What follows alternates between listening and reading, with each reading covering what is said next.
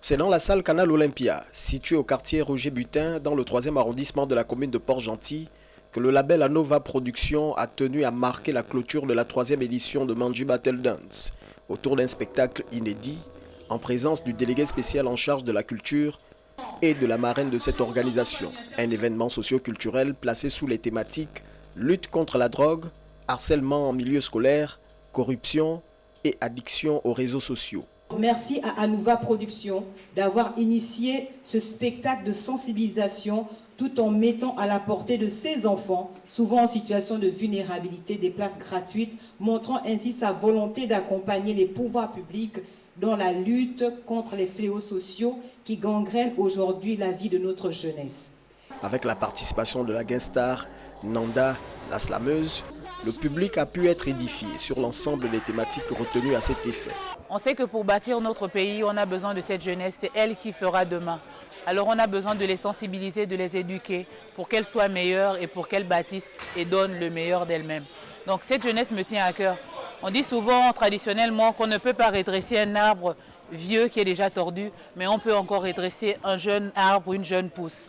Donc nous œuvrons en fait pour redresser ces jeunes pousses, pour qu'elles puissent pousser droit, être demain des géants. Les 4 finalistes de Manji Battle Dance session août 2024 dernier viendront amplifier à travers leur chorégraphie les messages dédiés à la lutte contre ces maux qui minent nos sociétés actuelles. L'objectif a été atteint parce que nous voulions surtout passer un message de sensibilisation aux jeunes qui étaient là. Comme vous voyez, on a eu beaucoup de jeunes issus des différents orphelinats et ONG de la place, ainsi que des familles d'accueil.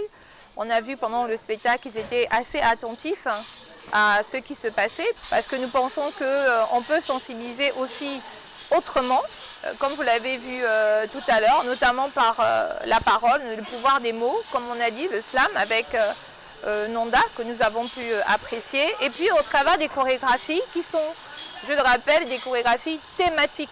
Donc il s'agissait pour les danseurs de pouvoir exprimer au travers l'expression corporelle ces thématiques qui sont autres que la drogue, la corruption, le harcèlement scolaire ou encore les addictions aux réseaux sociaux.